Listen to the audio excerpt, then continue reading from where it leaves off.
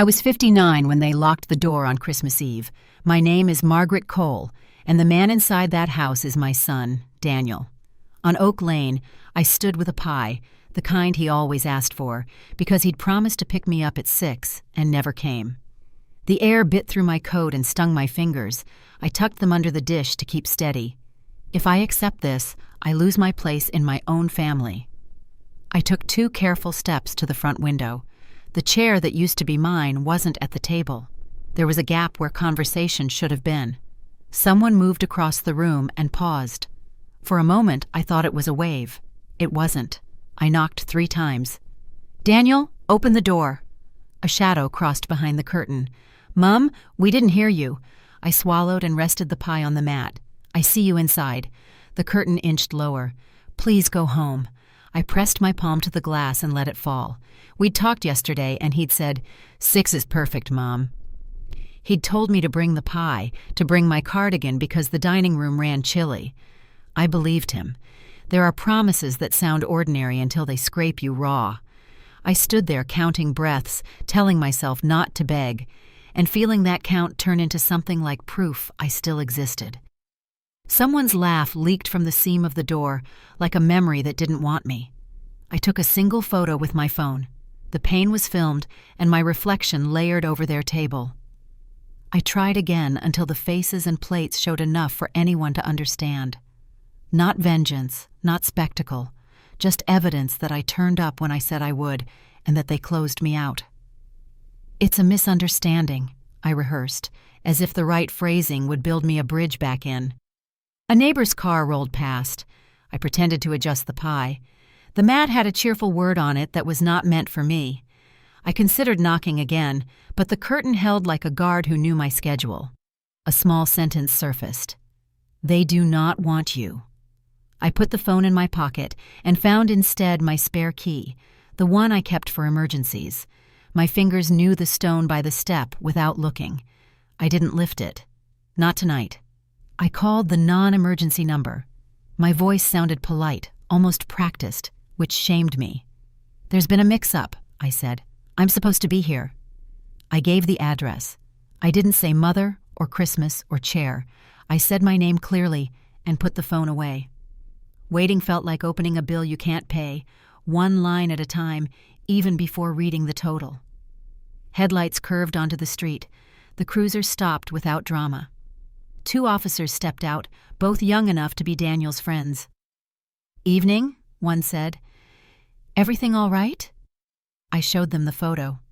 "I was invited. They won't answer." He glanced at the door, then at the image. The other officer knocked, not loud, just official enough. Feet shuffled beyond the wood. The curtain shifted and settled. "Sir," he called, "could you come to the door?" A beat. The lock did not move. "We only need to confirm everyone is safe." Another beat, longer this time, like a pause held too long by someone afraid the act of releasing it would grant me entry. Then a voice, my son, muffled. "It's a misunderstanding." The word came out easy for him, but landed heavy on me. The officer returned to me with that careful tone people use when they've been taught not to escalate. "They say there was confusion about plans." He glanced at the pie. "They're serving now. They asked if you could head home, and they'll call later." I nodded, because that's how I was raised. Make it simpler for everyone else. Inside, something emptied. I didn't ask to be walked back. I didn't ask for a note. I knew what a closed door meant. I just never expected to be on the wrong side of it with my own name in my mouth. "Do you have somewhere warm to go?" he asked. "Yes," I said. "I live close." He hesitated. "Do you want to make a report?" I looked at the glass and saw a smear where my hand had been. "Not tonight," I said. "I have what I need." He nodded. "If anything changes, call us." I thanked them, because thanking is a habit that stays even when love doesn't. I picked up the pie and started back toward the corner. The neighborhood was quiet in the holiday way, all cars tucked away, all stories unfolding behind walls that chose who they let in. A small sentence surfaced again, cleaner now. "They wrote me out." I didn't cry. There would be time for tears, perhaps, but tears don't keep records, and I wanted records. I wanted steps I could point to later and say, I tried the door, I asked for help, I left without making a scene. That's how you survive a dismissal. You turn it into a ledger line. Halfway home, I stopped under a bare tree and opened my phone. The photo looked worse than the moment, which felt like a kindness. Grainy, uncertain, almost deniable. I stared until the blur sharpened into shapes I knew by heart. A shoulders back posture, a tilt of a head toward a drink, a corner where a chair used to anchor a joke. I saved the image and named it with the date, because you should never trust your own memory to carry the whole weight. Tomorrow there would be explanations, the soft kind that ask you to be grateful for crumbs. Tomorrow I would be told it was for my own good. I set the pie on my table at home and sat to taste nothing at all. A plan formed that wasn't about winning yet, just about not being erased. I would keep the photo. I would write what happened. I would stop asking nicely for proof I belonged. I would make them face what they chose. I swore I'd make them see me again. The spare key vanished the next morning. I had left it under the same porch stone for 15 years, through rain and snow, through Daniel's visits and absences. My hand brushed the familiar spot, but the stone sat heavier, unturned too long. When I lifted it, there was only a hollow trace in the dirt. The air was still, the kind of quiet that tells you something has shifted even before you look up. A thin metallic glint on the doorknob caught my eye. New brass, polished and strange. They'd changed the lock. I tried the old key anyway. It caught once, then refused. My heart thudded faster than reason. "That's not possible," I murmured. The key slipped from my fingers and clinked against the step, a small sound that felt like proof of exile. I pressed my ear against the door, hearing only the low hum of the refrigerator inside, the rhythm of life continuing without me. That sound, steady, indifferent, hurt more than shouting ever could. Ruth, my neighbor, appeared with her coat half-zipped. "You locked out?" she asked, voice careful. I nodded, trying to smile as if this were a small mistake. "Strange," she said, glancing toward the shiny cylinder. "They had a locksmith yesterday, said they were taking precautions." The word hit me wrong. Precautions? Against what? "You sure they told you?" she added softly. "Maybe they thought you'd moved." I didn't answer. I dialed Daniel's number. It went to voicemail before the first ring ended. I left a message that sounded too calm. "It's me. I'm at the door. The key doesn't work."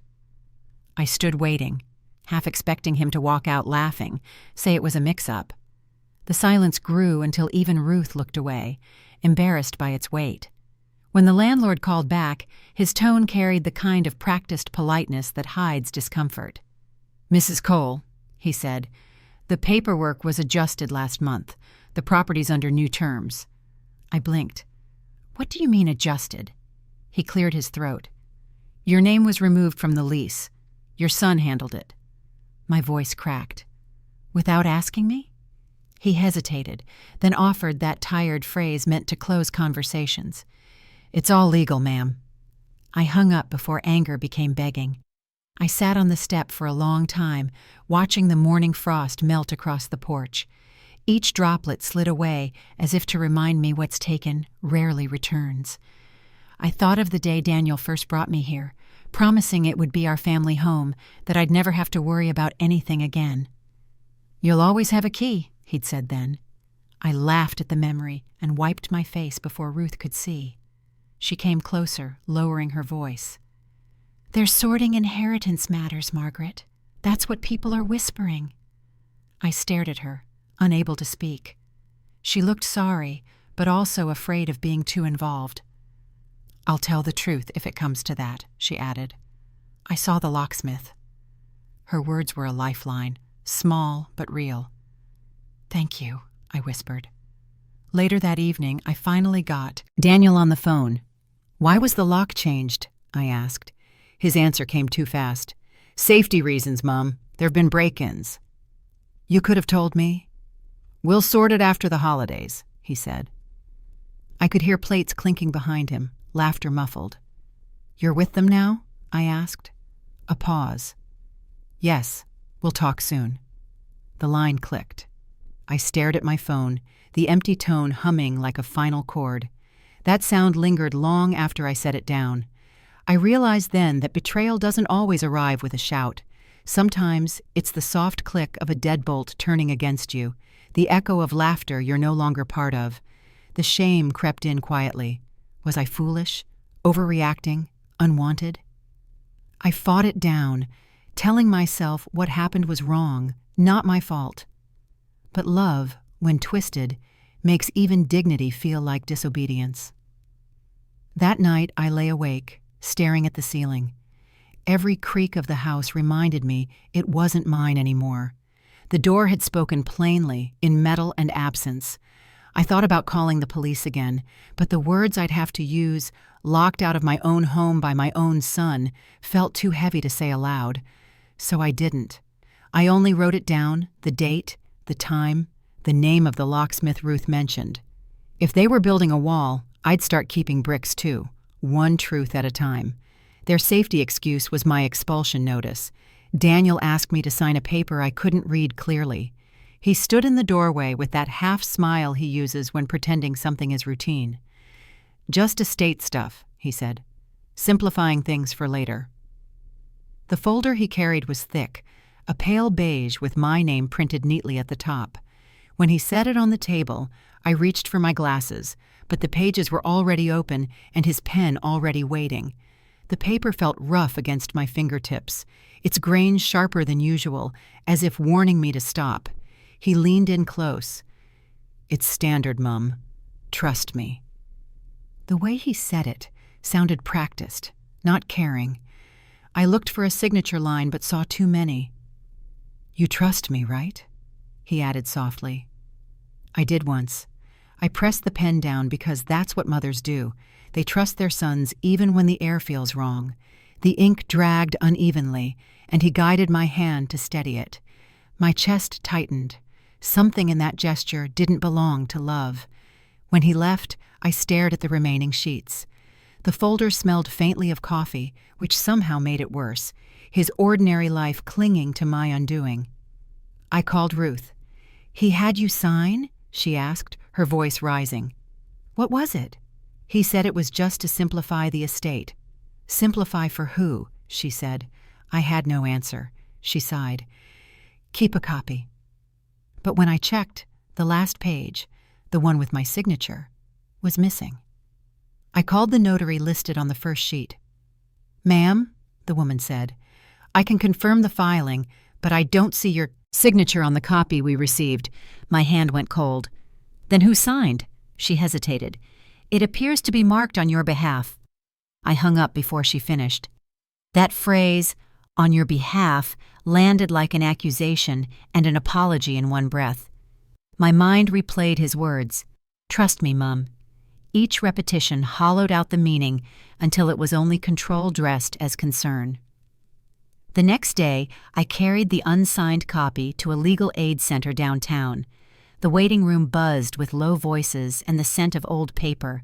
A young volunteer named Mark took the folder.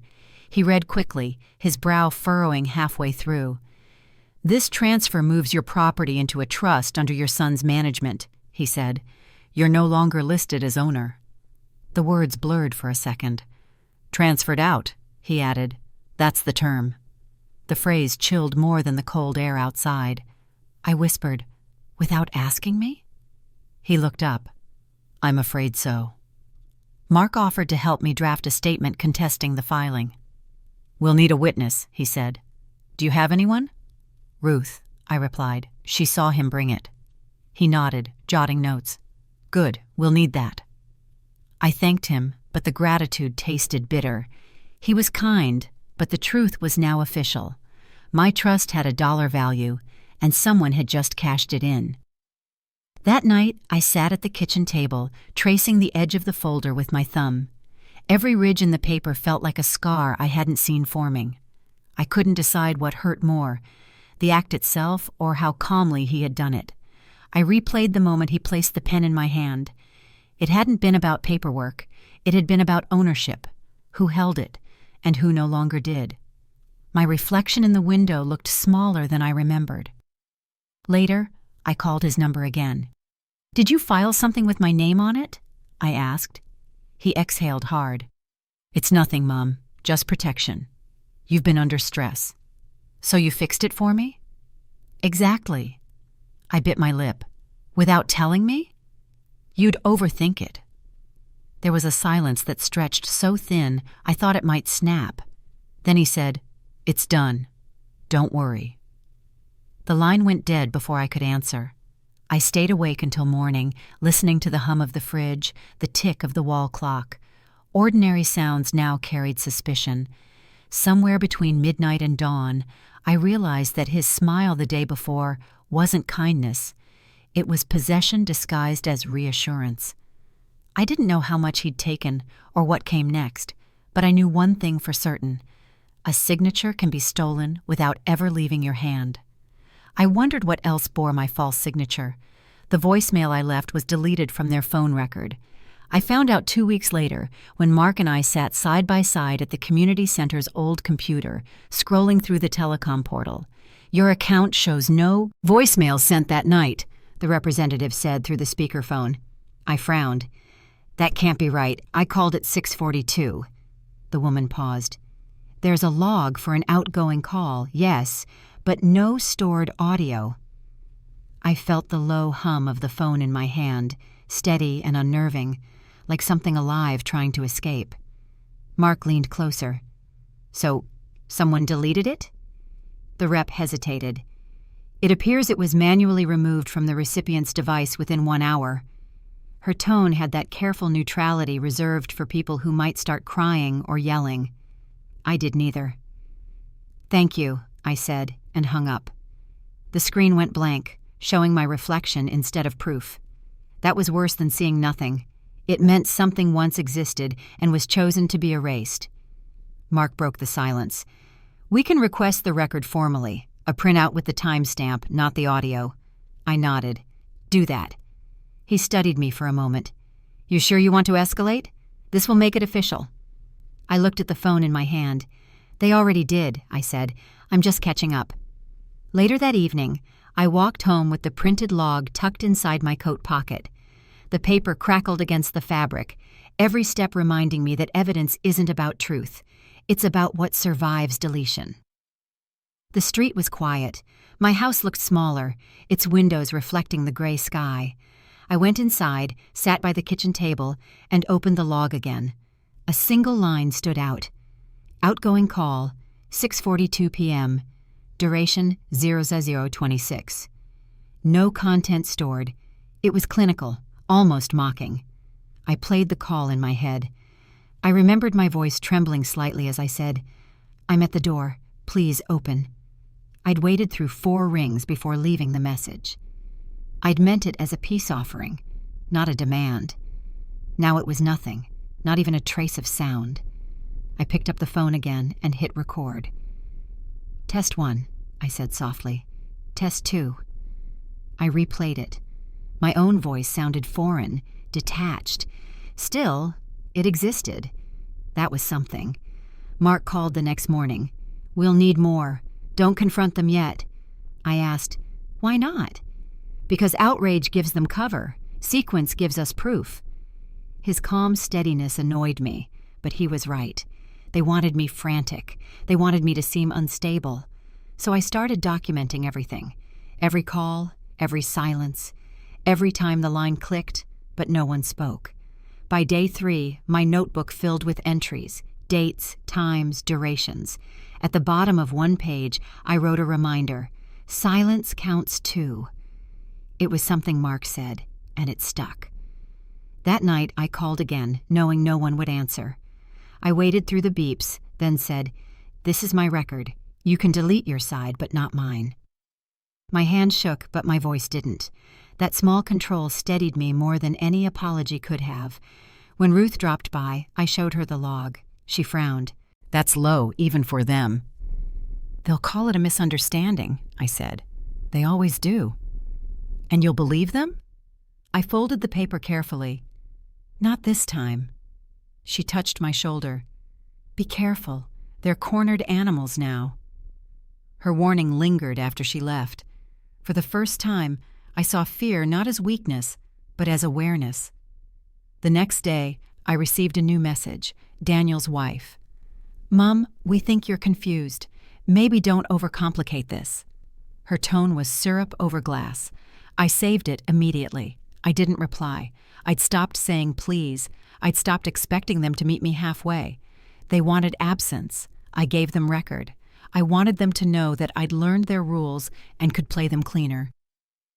That night, I sat in bed with my phone resting on my palm, its hum steady against my skin. The sound wasn't comfort anymore. It was evidence, the rhythm of a war fought in decibels and timestamps. I scrolled through the files. Every message, every gap.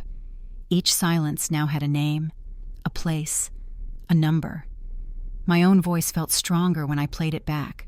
Steady, deliberate, unbroken. Somewhere inside me, shame was burning itself out, replaced by something colder but sharper. They thought deletion could undo truth, but I'd learned something crucial. The moment you record a silence, it stops belonging to them. It becomes yours. Their silence now had my signature on it. My savings account showed a withdrawal I never made. I saw it on a gray Thursday morning when the teller slid the statement across the counter. There's a withdrawal here, she said, tapping the page. $5,000 last week. The ink caught the overhead glare, white light slicing through the polished counter. I blinked hard. That's impossible, I said quietly. I didn't take anything out. She checked her screen, frowning. It says signature verified. I asked to see it. The slip bore my name in loops, too careful, too young. My handwriting shook a little on good days. This one didn't. That's not mine, I whispered. The manager, a man I'd met twice before, joined us. He examined the page, lips pressed together. It could be a proxy withdrawal, he said. Family arrangement, perhaps? The words made my stomach twist. I said, no proxy, no permission. He nodded vaguely, already moving to another form. We'll note your concern, he said, which sounded like the polite version of goodbye. When I stepped outside, the daylight was too bright to bear. The paper in my hand felt like a verdict. I called Mark from the curb. Something's wrong at the bank, I said. He met me an hour later at a coffee shop 2 blocks away. Let me see, he said. I unfolded the page, flattening it on the table. That's not your signature, he said immediately. The letters are too smooth. Someone's rehearsed it. He took a pen and circled a hakatan. Detail. See how they close the A? You never do that. He leaned back. This could be bigger than just money. If they're moving things under your name, it might be tied to guardianship filings. I stared at him. Guardianship? As in taking control? He nodded slowly. If they can prove you're incapable of managing finances, they can petition for control of your assets. This, he tapped the slip, could be the first piece. I felt something cold crawl up my neck. So they're not just stealing, I said. They're documenting the reason to keep me from fighting back. Mark offered to call an auditor he knew at the branch's regional office. You'll need internal review. Don't accuse your son yet. Just let the system catch him. His advice sat like a stone in my chest. You think I should pretend nothing's wrong? Not pretend, he said. Prepare. The line between those 2 words felt razor thin. At the audit meeting the next day, the auditor compared my records under fluorescent light that hummed like a warning. We can open a case, she said, but it might take time. She pointed to the withdrawal date, the day after Daniel visited. I hadn't realized that until then. We'll contact the signature department, she added, her voice cautious. I signed the request form, my pen trembling slightly. She noticed. You're certain you didn't authorize this? I'm certain, I said. And I'm certain who did. Outside, I sat in my car for a long time, watching people go in and out of the branch, every door swinging like a heartbeat. The slip lay on the passenger seat beside me. The numbers stared up. $5,000. Proof An insult in one line. I thought of all the times Daniel had said, "We're just trying to make things easier for you." I used to believe it. Now it sounded like a campaign slogan for a quiet takeover. That evening, Ruth stopped by with soup. I showed her the copy. "He wouldn't," she said, not sounding sure. "He would," I answered. "Because he can." She placed her hand on mine. "What will you do?" "I'll wait for the audit," I said. "Then I'll decide." She gave me a look halfway between worry and admiration. "You've always been the steady one." I wanted to tell her that steadiness feels like drowning when everyone else keeps moving. The auditor called 2 days later. "We've confirmed handwriting inconsistency," she said. "We'll escalate to compliance." I thanked her, though it didn't feel like victory. Each step was slow, procedural, bloodless. My life was being stripped through paperwork, small signatures and polite phrasing. I looked at the copy again under the kitchen light. Every pen stroke gleamed like a wound. I folded the paper and slid it into a file marked Proof. The folder was getting thicker. I could feel the weight of it grow each week, a ledger of what I'd lost and what I still had to defend. The thought made me grip the edge of the table until my hand steadied. I whispered to no one, "They think I won't fight because I'm tired. They're wrong." Next, they'd try to prove I couldn't count my own money. A clinic note arrived claiming I was unfit to live alone. The envelope sat on my kitchen table like something toxic, the paper inside faintly carrying that sharp, sterile smell of a hospital corridor. I hadn't been to that clinic in months. Still, the letter said I'd failed a mental evaluation 2 weeks ago. The words were clean, confident, and wrong. My name looked perfect in print, too perfect. I ran my finger over the embossed letterhead, as if touch could prove the lie. I called the clinic first. The receptionist was polite, almost rehearsed. "The doctor stands by his assessment," she said. "He noted memory concerns." "How could he note them?" I asked. "He hasn't seen me since September." A pause, then the clatter of a keyboard. "I see. Yes, there's an entry dated the 10th. That was 2 weeks before my last appointment notice. My voice shook, but I held the phone steady. "Who requested it?" "Family contact," she said. "Your son, I believe." I set the phone down, my pulse climbing. There it was again, their invisible hand reaching through paperwork. 10 minutes later, another call came. A woman's voice this time, soft but firm. "This is Ellen from Adult Services. I just wanted to check how you're managing day to day." Her tone carried sympathy and suspicion in equal parts. "I'm fine," I said. "I cook, I clean, I pay my bills." "Of course," she replied. "We just have to follow up when we receive reports like this." Reports. The word made me sick. "I didn't fail any test," I said. "That letter's false." She hesitated. "Off the record," she whispered. "You should gather your medical files yourself, before anyone else requests them." Then she hung up. The warning landed heavier than the letter. I opened the cupboard where I kept my documents. My hands trembled slightly as I pulled out the folders. Prescriptions, blood work, appointment cards. Every piece of paper suddenly felt like a shield I hadn't realized I'd need. By evening, I couldn't sit still. I called Daniel.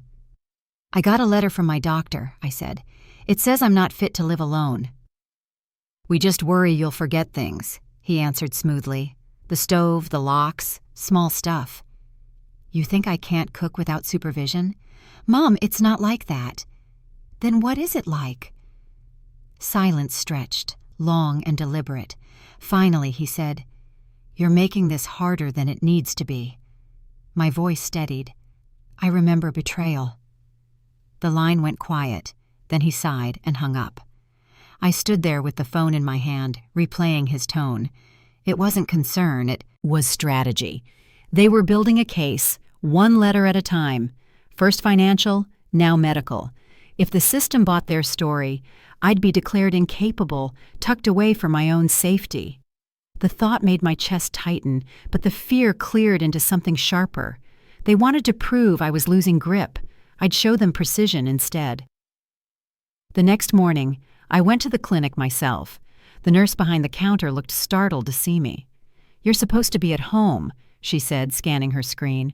"According to this, you've been flagged for assisted review." "Then update it," I said, sliding the letter across the counter.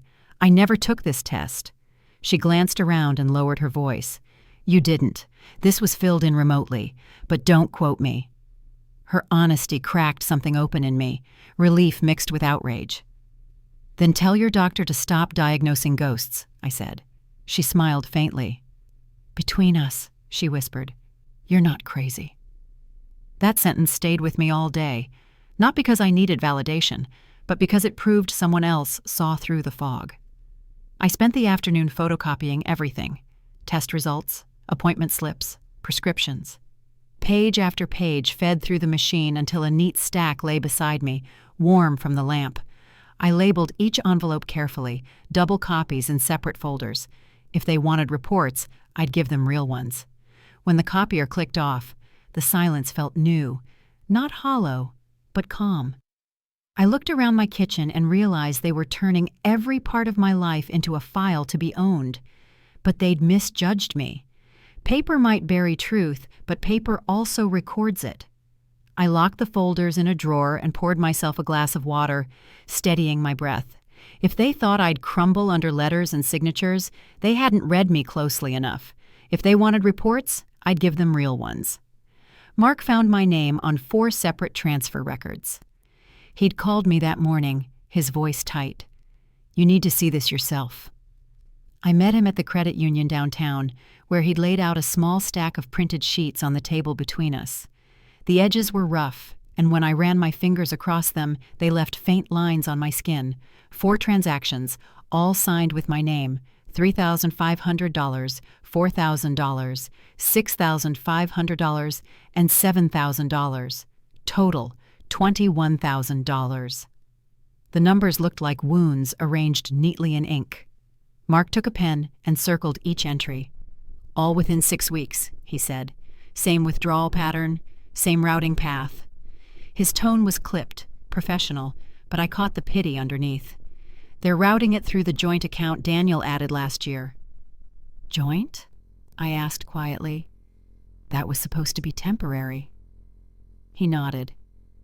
"That's what they told the bank, too." I felt my throat tighten. "So they're using my money," I said. "They're using your name," he corrected. I leaned, back in the chair, staring at the forms. Each one was a silent act of theft dressed as care. Mark lowered his voice. "You can take this to Adult Protective Services. They've seen cases like this, family abuse hidden under legal paperwork." I nodded slowly, the words sinking in. "And what happens then?" "They open an investigation," he said. "They'll ask for your permission to access the account." He paused. "You'll need to be ready for backlash." "From them?"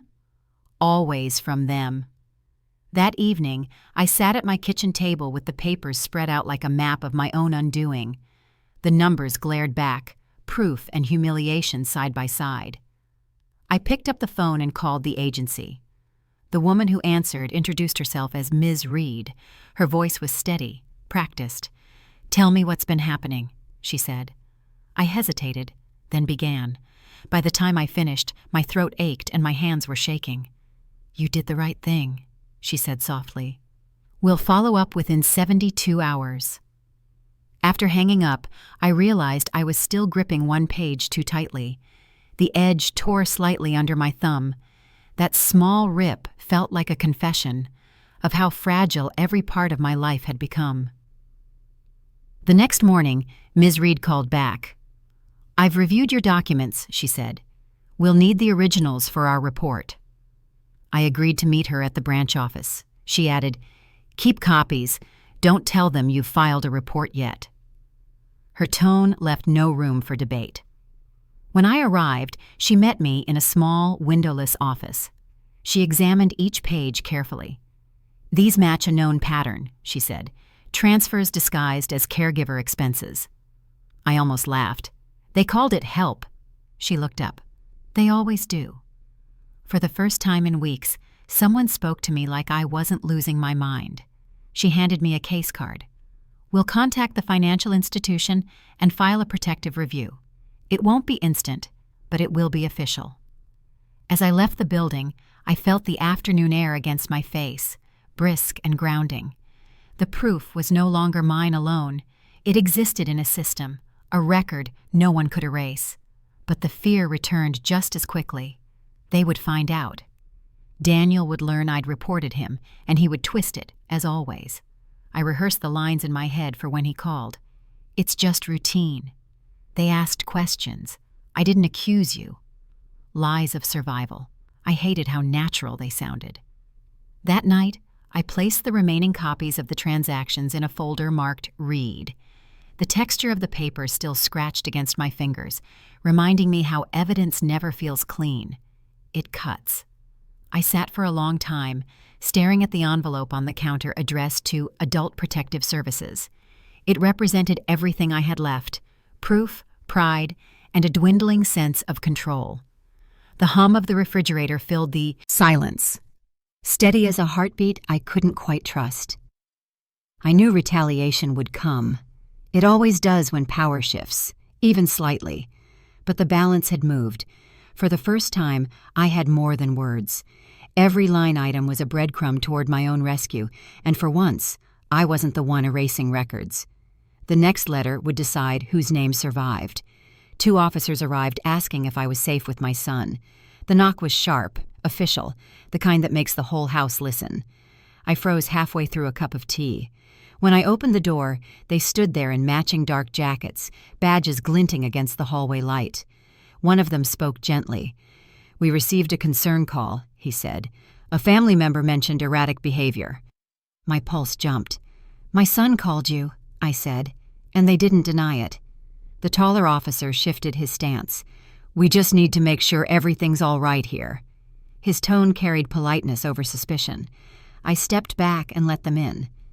The air between us felt dense, like judgment already hovering. I gestured to the table stacked with papers, bank slips, clinic letters, notes I'd kept in dated order.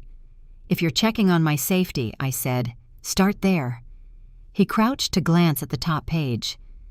"These are proof," I replied, "that I'm not the one who's unwell." One officer scanned a few pages, his brow tightening. The other lingered near the window, pretending not to listen. "You said your son made the call?" "Yes," I answered. "He's been moving my money, changing my records, filing things under my name." My voice wavered, but not from fear, exhaustion. The officer nodded slowly, then took a breath. "Would you be willing to provide copies?" "Already made," I said, handing over a small folder. The sound of the staples clicking as he flipped through it filled the room. It was oddly satisfying, like the first real acknowledgement I'd had in months. He looked up. "We'll include these with our report.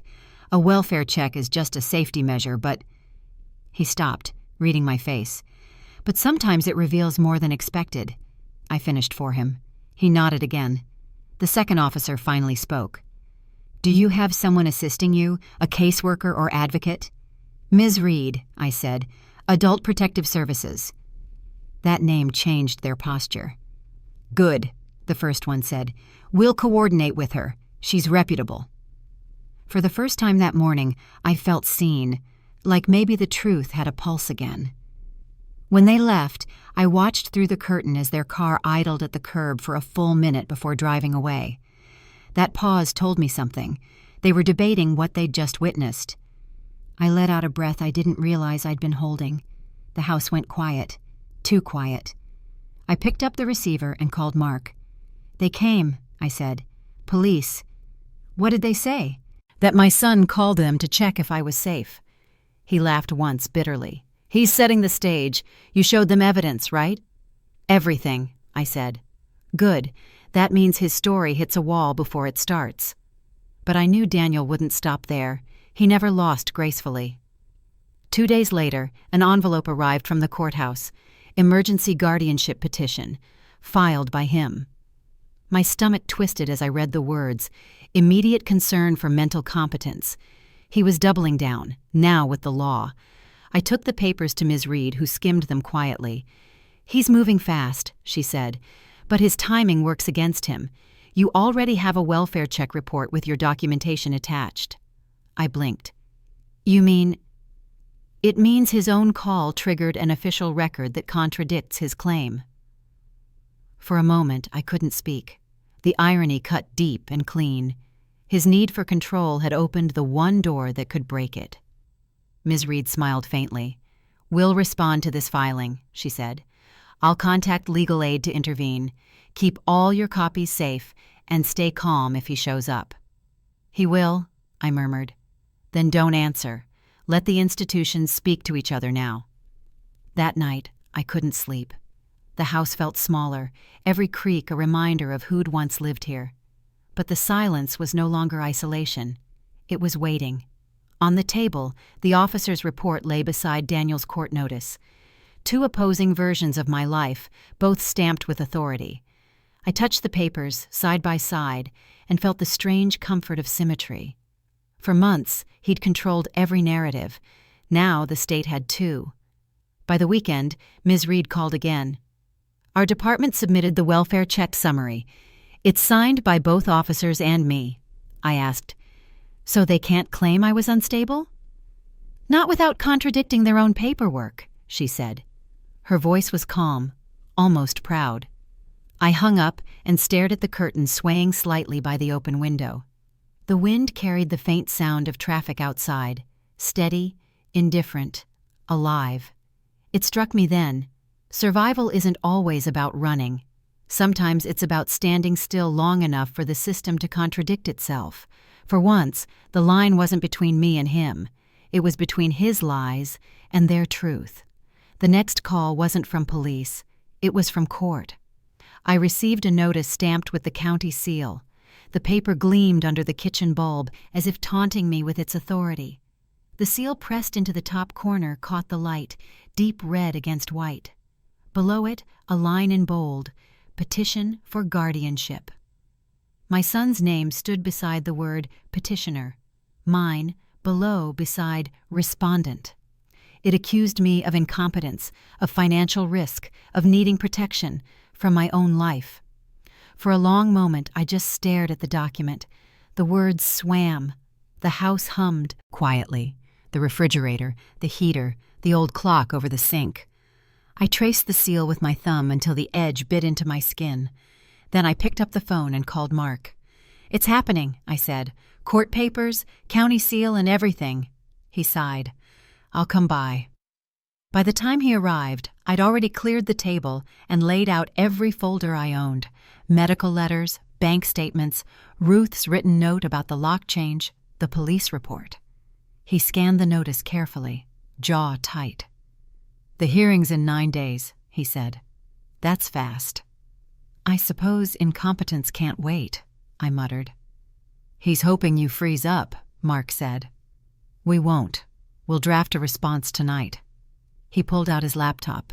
I watched the glow from the screen cut across the stacks of proof like daylight over storm debris. "We'll include your financial records," he said. "The welfare check, the statement from Adult Protective Services, Ruth's witness letter. It'll be solid." I nodded, but my stomach twisted. "Do they really think I can't handle myself?" "They don't think that," he said quietly. "They just need others to think it first." I looked down at the petition again. Respondent, Margaret Cole. Seeing my name printed beside a legal accusation made it real. My son was asking the state to take control of me, and the state was listening. I called Ms. Reed the next morning. She sounded calm, but I caught the strain beneath it. "We've seen this before," she said. "We'll send an affidavit confirming our assessment of your competence." "Will they believe it?" "If the paperwork's clean, yes. But Margaret," she hesitated, "you'll have to testify." "Then I will." There was silence, then a small exhale. "That's brave," she said. "Most don't." Over the next few days, I gathered every document that bore my signature. Each page felt heavier than the last. One afternoon, I sat by the window, the winter sun glaring off the glass. I remembered standing outside Daniel's house on Christmas Eve, watching through the same kind of pain. The light had looked golden then. Now it just burned. I folded the petition and placed it inside a folder marked Court. For once I didn't cry. I was too tired for grief. Only focus remained. Mark stopped by again 2 nights before the hearing. "You'll speak for yourself," he said. "No lawyer?" I asked. "Legal aid can't guarantee representation, but I'll be there to support you. Reed will too." "So it's just us." "It's enough," he said. He smiled faintly. "You've got more proof than most people who ever walk into that building." Still, I didn't sleep. I imagined the courtroom, oak benches, microphones, people deciding my mind's worth. My son sitting a few feet away wearing concern like a costume. Would he look at me? Would he even speak? I thought about what I'd say if given the chance. Not anger, not pleading, just truth, simple and bare. "I'm still here," I practiced under my breath. "I know my name. I know what they took." The morning of the hearing, I dressed in my plain gray coat. The mirror showed someone older than I remembered, but her eyes were steady. I placed the notice and supporting papers into my handbag, aligning them neatly as if order itself could ward off chaos. When I stepped outside, the air was bright and cold, slicing against my skin. At the courthouse steps, Mark met me with a nod. "You ready?" he asked. "Ready enough," I said. Ms. Reed joined us, carrying her own folder of files. "We'll walk in together," she said. "They expect fear. Give them composure." I smiled faintly. "I can do that." Inside, the security guard checked my bag and returned it with a respectful nod. The sound of footsteps on the marble echoed through the hall. Everything smelled faintly of paper and polish. Official, sterile, unbending. As I walked toward the courtroom door, I saw the brass number plaque gleam in the overhead light. It looked like a warning and an invitation. This was it. The place where my name, my sanity, my life on paper, would be dissected. The system that once dismissed me would now decide if I still owned myself. I gripped the handle and exhaled. I wasn't walking in for permission. I was walking in for proof. I'd walk into that courtroom even if no one clapped. They sat 2 rows behind me pretending concern. The courtroom smelled faintly of polish and dust, and the microphone at counsel's table hissed softly when someone breathed too close. I kept my hands on the folder. The clerk called my name, and the judge looked over her glasses with a tired kind of patience. Daniel stood for his opening. "We love her," he said. "We're keeping her safe." His wife dabbed at dry eyes. I watched the way he held his shoulders, confident, coached. The judge nodded once. "Proof," she said. "Specifics." He gestured to a stack. "Irregular banking. Confusion at appointments. Neighbors worried." I heard a woman in the gallery whisper, "Poor thing," as if I were easier to move than to hear. Mark touched my arm, a quick anchor. The judge turned to me. "Your response?" I rose. "I'm competent. I pay my bills. They've taken money in my name." My voice was even. "I have records." She motioned me forward. I placed 3 items on the podium: the withdrawal slip with the wrong loops, the clinic letter dated before any visit, the telecom log for the deleted message. "These aren't stories," I said.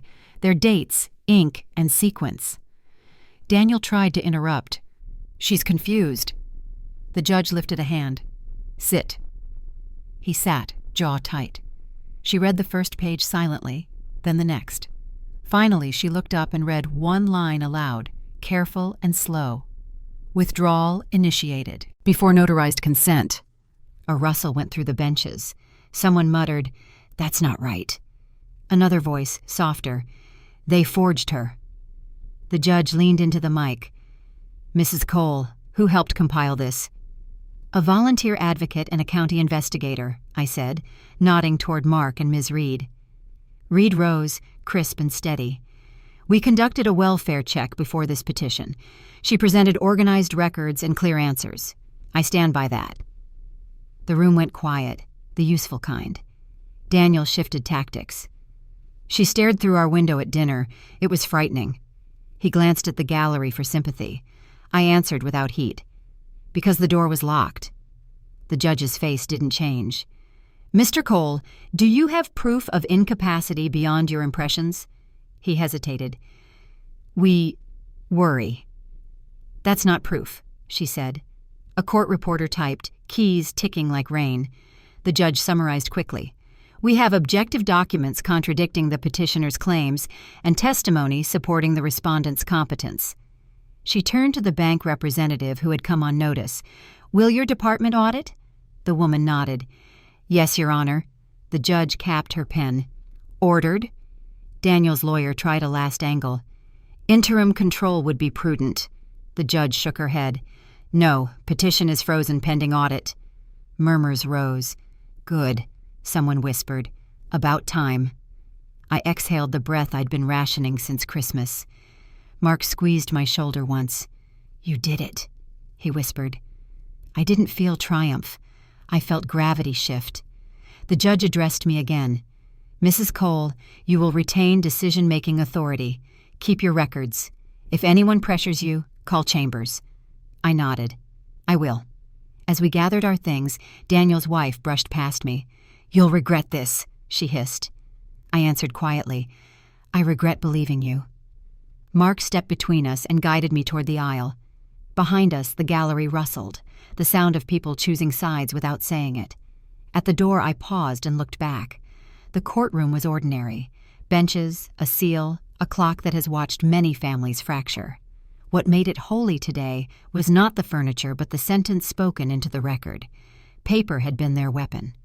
Today, paper held them still. I stepped into the hallway's colder air, aware of how the world sounded different when someone believed you. Two reporters chatted. One said, "That quote will play." The other shrugged, "Or the numbers will."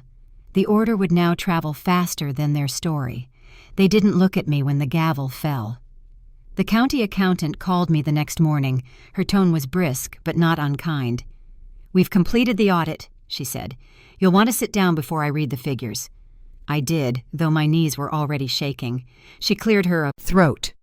4 withdrawals, $3,500, $4,000, $6,500, and $7,000, all unauthorized. The numbers sounded like nails hammered into wood. My name had been written beneath each one, but not in my hand. "We've confirmed your signature was traced," she said. "The pattern's identical across every slip." I stared at the paper she'd mailed over. The surface was coarse under my fingers, fibers raised where the pen had pressed too hard. It felt heavier than it should, as if guilt carried its own weight. The lines of ink, mine but not mine, looked like a confession written by someone who thought they'd never be caught. I whispered, "He didn't even change the loops." Ms. Reed called an hour later. "You got the report?" "Yes." "Then it's over," she said. "That's decisive proof. For months, I'd begged for someone to believe me. Now belief came in black and white, stamped and notarized. I asked, "What happens next?" "The court will restore your decision rights in full. The bank's reversing the losses." She paused. "And there'll be a fraud inquiry." I didn't celebrate. I just sat there listening to the faint hum of the refrigerator. Justice, it turned out, had the same sound as ordinary life resuming. Later that day, Mark stopped by. I handed him the audit copy. He read in silence, then looked up. "They admitted fault?" "They called it unauthorized activity," I said. "Careful words for what it really is." He nodded. "It's victory all the same." I shrugged. "I don't feel like I won." "You did," he said. "You kept your name." I folded the sheet back into its envelope.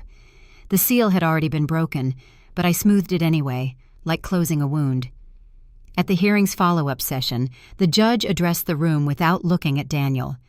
"The respondent is hereby restored all financial and personal autonomy. The petitioner's actions are subject to investigation." Her gavel struck once, sharp as punctuation. Daniel's lawyer tried to object, but even he sounded embarrassed. The clerk handed me the official order, my own freedom printed on courthouse paper. It was the first time in months I'd held something that felt rightfully mine.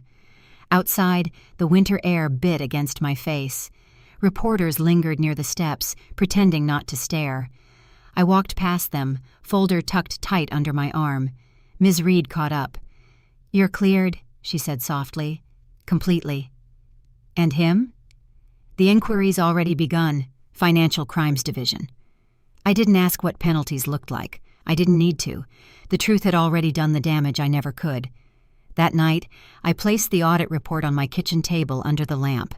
The paper caught a dull glow, the lines of ink turning amber against the grain. I read each number again: $3,500, $4,000, $6,500, $7,000, until they stopped feeling like amounts and started feeling like milestones. Proof had cost me everything that used to matter: family dinners, trust, the illusion of safety. But it had given me back something rarer: credibility. My word meant something again. When I opened my mailbox the next morning, an envelope from the county court waited inside. Inside was a single page: confirmation of restoration of rights, signed and sealed. I traced the embossed stamp at the bottom, its texture grounding me. The document said I was free, but it didn't tell me what to do with that freedom. Justice had come quietly, without applause, without repair. It didn't bring back love, it only balanced the math. And maybe that was enough. I made tea and sat by the window, watching a line of mail trucks roll down the street. Somewhere across town, Daniel was likely explaining himself. To lawyers, to banks, maybe even to friends. I didn't wish him harm, only truth. That was punishment enough. The phone rang once more before dusk. It was Ms. Reed again. "The restitution phase begins next week," she said. "You'll be notified." I hesitated. "Restitution," I repeated. They said restitution was next, whatever that meant. A check arrived with my own name finally spelled right. The envelope was cream-colored, the kind used for formal business. I turned it over twice before opening it. Inside, a single slip of paper. A settlement check for $21,000. No note, no signature from Daniel, just the bank's mechanical apology printed in blue ink. The numbers sat neatly on the page, precise and impersonal. I ran my thumb over the amount until the paper warmed beneath my hand. The morning light caught the ink, making it gleam faintly against the grain of the table. It wasn't joy I felt, not even relief, just the quiet recognition that a long lie had finally exhausted itself. My attorney had warned me this might happen without ceremony. "They'll settle quietly," he said. "They don't want headlines." When I called him, he congratulated me. "You could still press charges," he added. "Forgery's not erased by reimbursement." I paused, staring at the light reflected on the check. "No," I said. "Let the math finish the sentence." I placed the envelope beside the stack of documents that had defined the last year: copies of reports, stamped orders, audit summaries. The pile was my strange inheritance. Ruth came by that afternoon bringing a pie she said she hadn't baked herself. "So," she asked, "does this mean it's really over?" I looked at her and smiled faintly. "Over enough." She nodded. "He'll have to live with the rest." "That's his burden," I said. Mine was proving I wasn't crazy. For a long moment we sat quietly, the room washed in soft daylight. Ruth traced the rim of her teacup. "You kept your name," she whispered finally. "That's not small." I swallowed hard. "It's everything," I said. "They tried to turn me into a problem to be managed. Now I'm just me again." It felt strange saying that out loud, as if reclaiming ordinary life required practice. After she left, I began packing small things: the framed certificate from the bank's apology letter, my grandmother's brooch, the few photographs that hadn't been taken from me. I'd decided to leave the town. Too many familiar corners still whispered the old accusations. My attorney said he'd forward the last of the paperwork to my new address once the account was officially closed. I thanked him, then stared at the open drawers around me. It's odd how freedom looks like empty space. That night, I sat by the window one last time. The streetlight flickered outside, the same one that had watched me through months of fear and waiting. The check lay on the table, edges curling slightly under the lamp's glow. "It's just paper," I murmured, though it felt like a boundary marker between two lives. The money didn't erase what had happened. It just returned what should never have been stolen.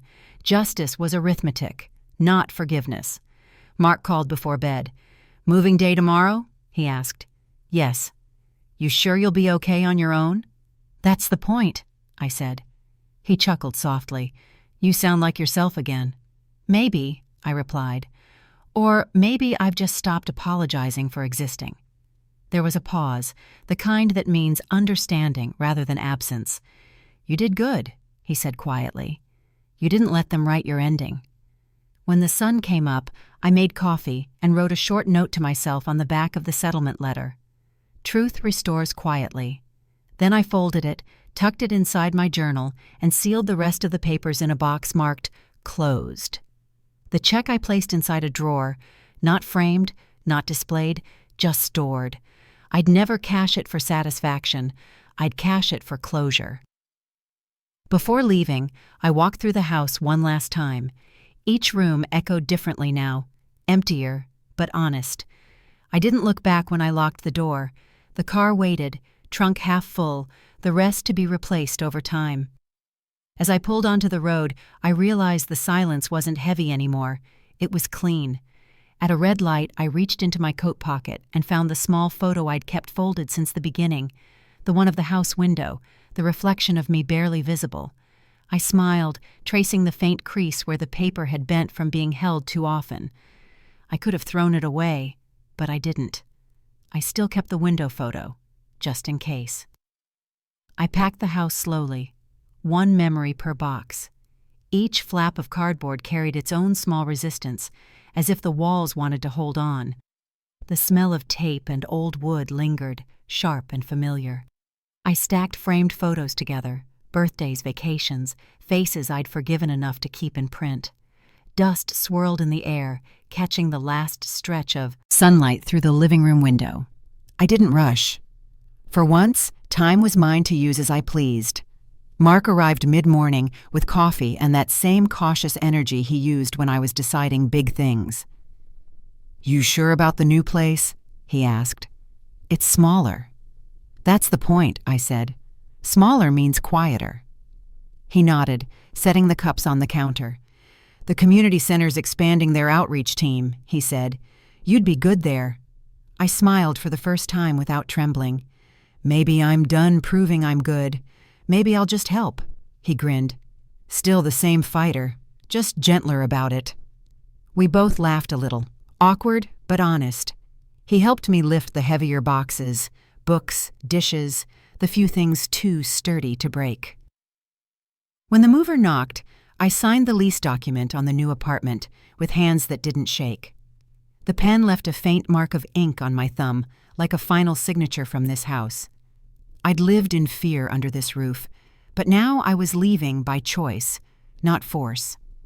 I walked through each room once more. The kitchen still held the faint trace of coffee and lemon polish. The bedroom smelled like dust and paper, my life folded neatly into brown boxes. "Ready?"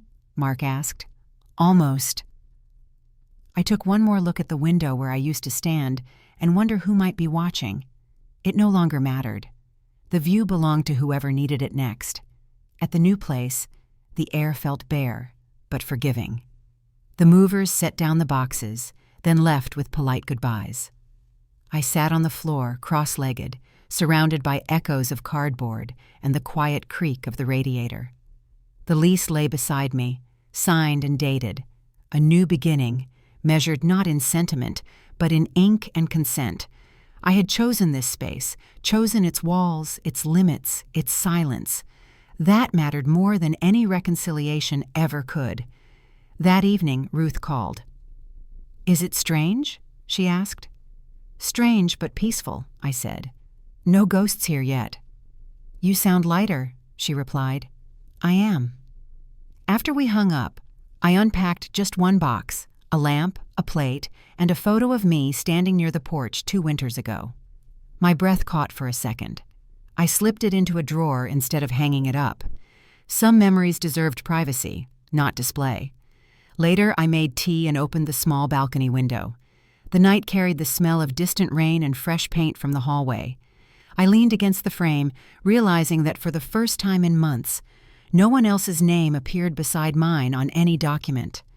I whispered into the quiet, "I'm home." It wasn't forgiveness I felt.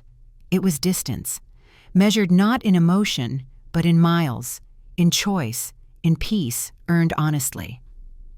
Before bed, I walked back to the old house in my mind. Every locked drawer, every turned key, every silence that used to hurt. Then I let it all fade. When I finally turned off the lamp, the room held its shape, without needing memory to define it. Freedom, I realized, doesn't come from closure. It comes from motion, the simple act of moving forward, box by box. I left the porch light on for no one. 1 year later, I passed that same window. The glass looked smaller than I remembered, or maybe I'd just grown past the frame it once held me in. Snow drifted across the sidewalk, the kind that muffles sound and slows time. Their house stood quiet, dressed in the same pale paint, a candle flickering faintly on the sill. Once, I'd watched that same glow from across the street and mistaken it for warmth. Now it looked like what it was, a gesture for show, not heat. The cold brushed against my face, sharp but clean. I reached into my coat pocket and felt the newspaper folded inside. The article headline read, "Senior Rights Reforms After Local Case." I'd almost skipped reading it when it first came out. But there it was again, tucked between weather reports and community updates, carrying my own words back to me. A quote pulled from my testimony. I remember betrayal. Seeing it printed like that no longer stung. The sentence that once sounded like shame now felt like evidence of survival. I glanced at the window again. The curtain moved slightly. Someone inside, maybe Daniel, maybe not. I didn't wait to see. Some ghosts deserve the privacy of being unseen. I turned my gaze instead to the reflection on the glass, the faint image of me, older by a year but freer by a lifetime. The candle's light wavered, but the street lamp behind me held steady, casting its even glow across the snow. That difference mattered. It wasn't borrowed light anymore. It was mine. When the article first ran, Ruth had called crying. "You changed something," she said. "They're starting to talk about guardianship reform, about oversight." I'd laughed quietly. "I didn't mean to start anything," I told her. "I just wanted my name back." "That's how change starts," she replied. Her faith in me still felt undeserved sometimes, but maybe that's what faith always feels like, someone else seeing light before you do. A passing car splashed slush near my shoes. The moment broke, grounding me again. I pulled my scarf tighter and started walking. I had errands to run, bills to mail, an afternoon shift at the community center where I now volunteered twice a week. The same institution that once questioned my competence now funded workshops on elder independence. Mark liked to joke that I'd gone from case file to consultant. Maybe he was right. I didn't teach revenge. I taught documentation, boundaries, proof, the tools that had saved me. Halfway down the block, I stopped beside the park fence. The benches were covered in snow, but I could still see the spot where Ruth and I had sat last spring, planning what I'd do next. That memory warmed me more than any candle ever could. Back then, I'd been terrified of starting over. Now moving forward felt like muscle memory, familiar and necessary. I pulled the newspaper out once more and looked at the print smudged from my gloves. "Local woman's case sparks inquiry into elder protection gaps," it read. My story had become a headline, then a discussion, and finally a footnote in something larger. That was enough. Justice hadn't fixed everything, but it had balanced the ledger in ways that mattered. The money was long gone, the restitution spent on stability, not sentiment. What remained was credibility, and the quiet proof that one voice, however cracked, could ripple outward. The candle in their window flickered again. I thought of all the nights I'd stared at that same light, wondering if I'd ever be invited back inside. Now I realized I'd built something better, rooms where no one questioned my memory, tables set without performance, peace earned without apology. I smiled faintly. The snow thickened, softening the world until even that house blurred into gray.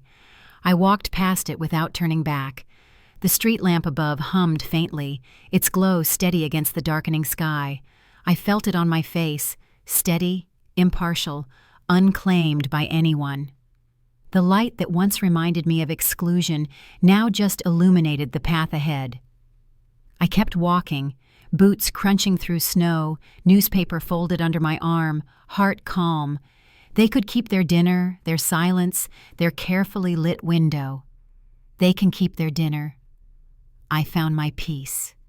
Did you enjoy this story? Tell me which city you're listening from. I read every comment. If the story touched you, you can support the channel with a super thanks so I can keep bringing more stories like this every day. Your encouragement really helps. I'd love to hear your thoughts and what moment stayed with you.